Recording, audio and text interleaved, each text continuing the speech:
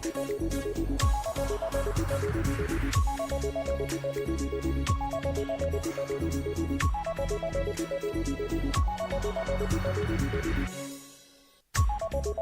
exactly 4 p.m. East African time. Thank you so much for joining News Now, where we tell you all the stories that are making headlines right now. And it starts now with the highlights.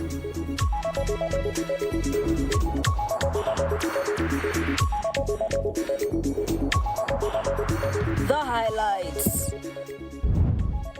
The High Court has ruled that the Privatization Act 2023 is unconstitutional, citing significant flaws throughout the legislation.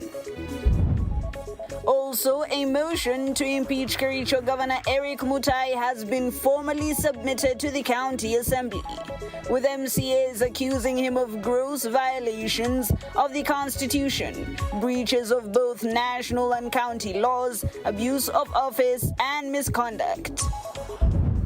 And Siaya clerics have demanded the immediate withdrawal of a proposed bill to regulate religious organizations, calling it a form of persecution against churches.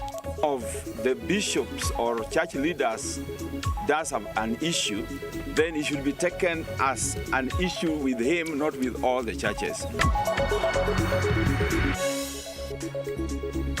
All right, welcome once again to this live broadcast. My name is Hibaq Said. To start us off, Sigoet Ward MCA Kiprotich Rogon has tabled a notice of motion seeking to impeach Kericho Governor Eric Mutai on grounds of gross violation of the Constitution and other laws, gross violations of various national and county laws, abuse of office, and gross misconduct. Moving the motion, Rogon claimed that the governor's actions had brought shame, contempt, and ridicule upon the Assembly, the people of Kericho, and the office itself. He maintained that his prolonged tenure of office has harmed the county's residents and will continue to harm the efficient provision of services.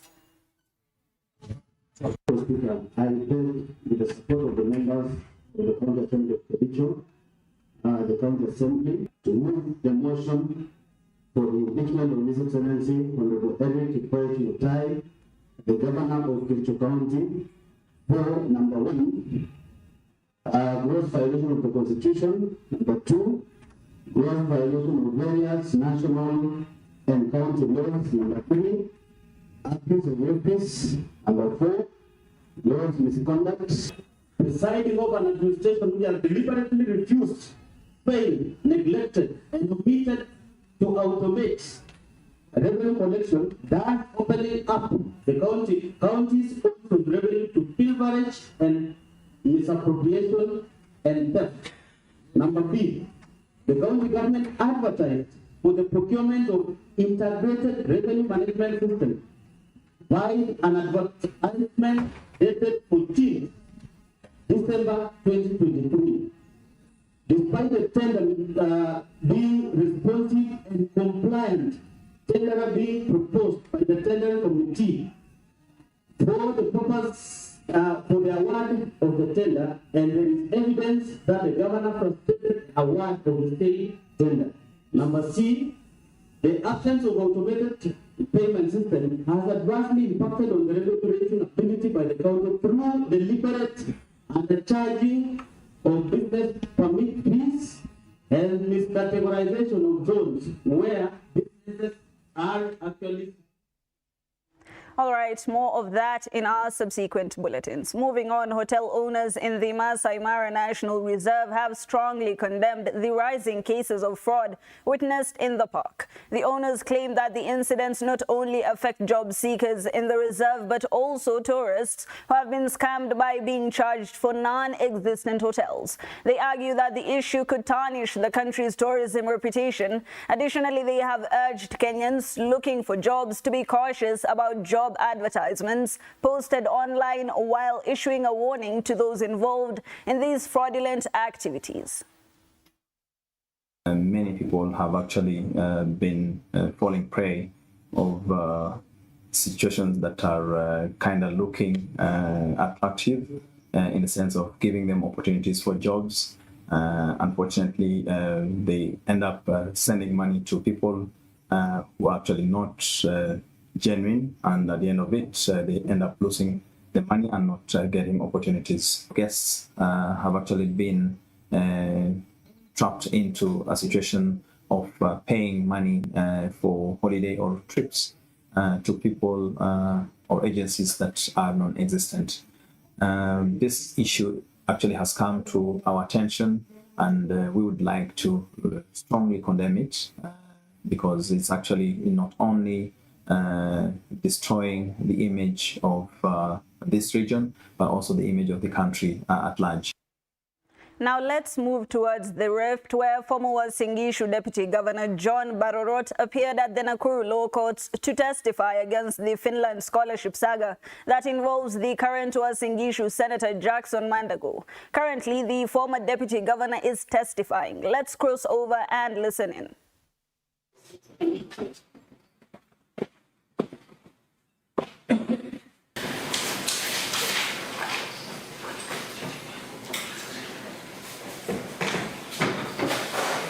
I want to thank you. I very much for this program.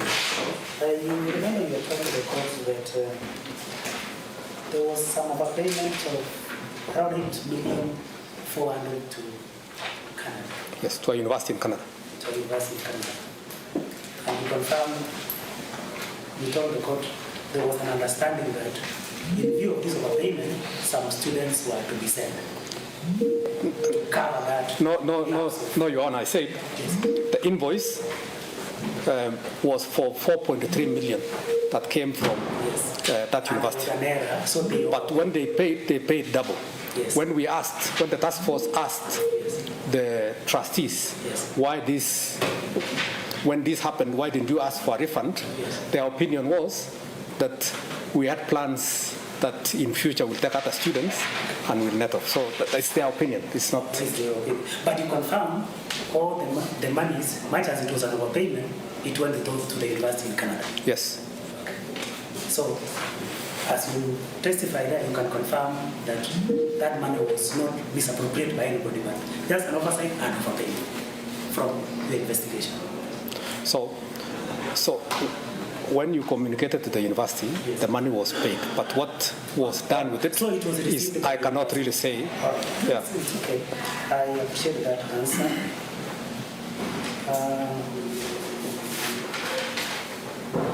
You also confirm that all along the parents knew that this program they had Yes, Your Honor, but I want to add something. At the inception of this program, the money which was being paid upfront was only money for pathway, one semester, accommodation, and the one for the visas. The parents had to continue paying the other semesters. That's what I'm saying. All along, the parents knew their obligation to pay. So, from the those who are honest enough said that they were informed in a meeting in Omcraft. They keep on referring to Omcraft, that they were informed that they will need to pay fees. So it's your opinion that there are some parents again who are not honest to come out and give the facts at the end? Much is happening in the counties. Let's come back to the capital. The High Court in Nairobi has declared the entire Privatization Act 2023 unconstitutional, citing significant loopholes in the legislation. In its ruling, the court determined that the act was illegal due to insufficient public participation. Additionally, it ruled that the proposed sale of the Kenyatta International Convention Center, KICC, a national monument, violated constitutional and cultural rights.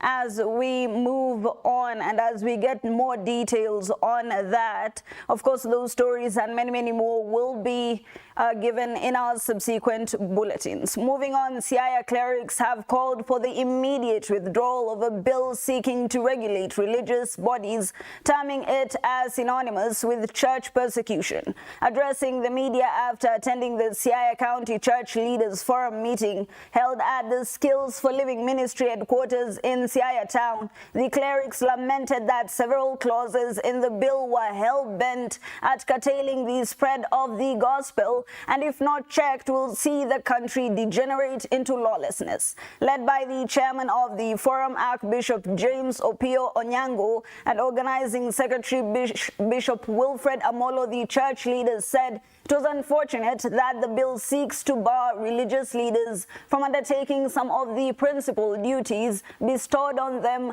by their spiritual books, such as praying for the sick.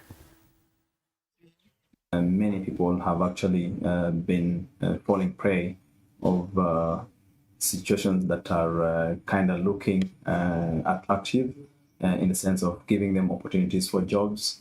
Unfortunately, they end up sending money to people who are actually not genuine, and at the end of it, they end up losing the money and not getting opportunities. Guests have actually been trapped. What times means to the church, and also offering account, and also the gifts account or donations account, and all these, it is stated that they are all to be audited by the government and taxed. We are coming against all these. And number three, the other one that is not comfortable with us is the requirements of theological certificates for all pastors. Number four, seeking parental permission before preaching to children under 18 years. This is going to mean that preaching in high schools, that we do so much to help our kids to grow with the Word of God, reaching them in the schools and colleges are banned. We have been concerned about the fresh registration of the churches. We know that all churches that are currently registered have not done anything wrong. Just a few, like the one of the Shakahola case. So when one of the bishops or church leaders does have an issue, then it should be taken as an issue with him, not with all the churches. So we are concerned that as a result of some bishop or church leader doing something or committing some problem with the government, then they come for all the churches to now do a fresh registration. Now, a section of secondary school principals and primary school head teachers from Mumias in Kakamega County have called on members of parliament to strongly oppose the court's decision to move the National Government Constituency Development Fund to the national government. Speaking at NGCDF offices in Mumias East constituency, the teachers said that if the MPs do not oppose the court's decision on NGCDF, then most of the students may drop out of school. Nyuma nakumbuka watoto wetu wengi kwa sababu ya kutojiweza kwa wazazi wetu wengi walikwamia katika shule za msingi. Hata wengi hawakufanya mitihani ya darasa la 8, lakini mradi huu wa CDF ulipokuja tulianza kuona mabadiliko. Mwanzo hiyo shughuli ya 100% transition haitaendelea kamwe. Hilo jambo lisimamishwe kabisa, tuendelee. Pesa za NGCDF zinakuwa controlled na board kule Nairobi. Na sisi kama committee tunafanyisha public participation, wananchi wenyewe wanaamua ni projects gani wanataka zifanyike. Tunapokea proposals kutoka shule mbalimbali na hizo proposals zitakapokuja tunaketi meeting kama committee na tuna present hizo proposals kwa board. Kwa hivyo uamuzi wote unafanywa na board. Najua kwamba hii kitu inasukumwa na governors. Governors wako na pesa yao wenyewe, hatuoni kitu inafanya, lakini tunaona kazi yenye NGCDF inafanya. So governors, wherever you are, stop sponsoring these things in courts. Wachaneni nayo. CDF has impacted the lives of Kenyans.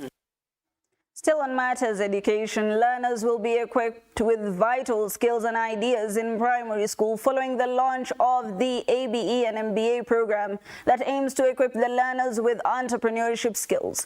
According to ABE Director of Africa, Caribbean and the Americas, Keresa Carrington, who said that it gives learners business ideas, proper taxation skills, and how to do execution to achieve the needed goals. Nonetheless, the Executive Director of of Beacon of Hope Institution, Jane Wathome, said that the program will enable learners to be employers and meaningful entrepreneurs in future. What's beautiful about the Kids MBA program as well, here in Kenya, many of the parents own businesses, but very few of them have the ability to create business plan and access funding.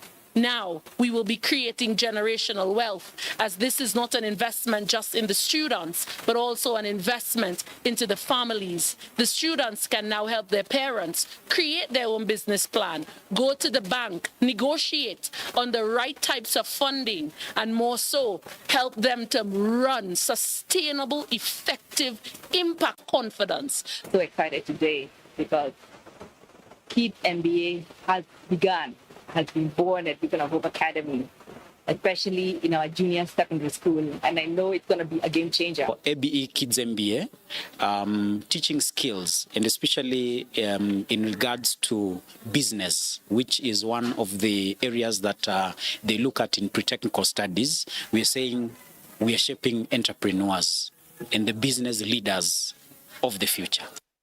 Right. Now, the administration departments of different schools in Makueni County have started to embrace and involve student leaders in the study of management issues in schools in order to curb cases of school unrest. Speaking after a sensitization drive of the new Student Leaders Board at Kaluluni Secondary School, the school leadership said involving the students in the school management process will strengthen good behavior in secondary schools, which are faced with the risk of violence, especially during the third term. If there's any issue which Mwalimu cannot solve, we'll solve it at the board. You know I'm your chairman. We already include the student leadership to our POM meetings. So whenever they come to our meetings, they come and tell us all the issues that you've told them. So we don't want you to take law in your hands. In case you have anything that you want the board to know, you just tell them to the student leaders and it will get to us. Yeah, I thank them all for voting for me and trusting me as their new school captain. Feel very much appreciated. The campaigns were really tough and really powerful, and they were really great. I enjoyed campaigning for in the students. They were really amazing. I promised them to give them give out a talent show, and I was hoping that the administration helped me with that one. A section of border riders from Nyandarua County have set to launch their strategic plan, which will help to boost their source of income and other empowerment initiatives which will contribute to the growth of the sector. On his part, the chairman of the Mount Kenya Regional Border Riders, Jack Nderitu, has indicated that the riders have agreed to acquire a piece of land where they plan to establish an industrial park which will be easily accessible to them. Tuko na mpango wa kuwa na industrial park ya region ya Mount Kenya hapa kwetu Nyandarua, hasa katika ward yetu ya Magumu, ambao tunataka shamba ekari 5, ambao tutakuwa na assembling plant ambayo itaketa mambo ambayo yanasubua mwendeshaji bodaboda. Tunataka tukuwe na assembling plant hapo, tukuwe na warehouse ya spare part, tukuwe na driving school ambayo itafunza wanabodaboda wote wa region mzima, tukuwe na computer college, tungetaka mpaka tukuwe na innovation, tukuwe tunatengeneza mpaka helmet zetu. Hii strategic plan itatufaidi na njia mingi sana. Ya kwanza, kama hii biashara yetu tukiangalia sana, tuko na wanabiashara ambaye wanafaidika na hii biashara yetu ya bodaboda, kama wanafanya biashara na sisi. Na sasa hiyo ni kitu moja tunataka tujitoe kwa hiyo minyororo. Illegal fishing nets worth 4 million Kenyan shillings have been burnt besides the shores of Lake Victoria in Homa Bay County in an ongoing operation led by the County Commissioner Moses Lilan to help regulate illegal fishing activities, which have caused a decrease in the number of fish in the lake and has affected the water environment at large. In addition, the team has vowed to hasten the operation in the area so as to conserve and protect the fish in the lake. illegal fishing gears were confiscated. By illegal, I mean that these are fishing gears that are not allowed by law. And for some reason, it's like fishermen are using them, thereby destroying the resource. As we know right now, the fisheries resources in Lake Victoria has really gone down. The catches have really gone down. And this is evident. Even when fishers themselves, they go fishing, they come with very little catch. As a government, we are very keen on ensuring that the fisheries resources in this lake are used prudently to give us the economic benefits desired now and in the future. So we have started this multi-agency operation, and we are seeking for collaboration with all the stakeholders, the beach management units, and even the leadership, to ensure that this is sustained for a while.